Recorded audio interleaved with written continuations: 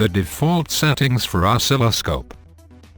To select channel 1, the vertical mode must be switched to CH1. The vertical position knob must be turned to mid position.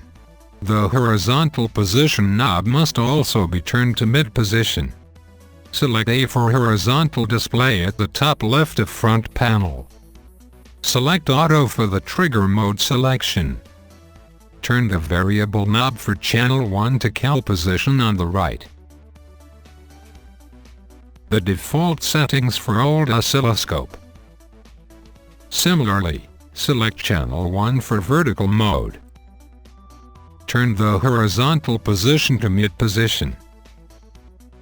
Select A for horizontal display. Select Auto for trigger mode.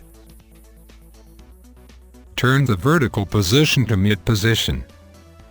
Turn the gray variable knob to cal, all the way to the right.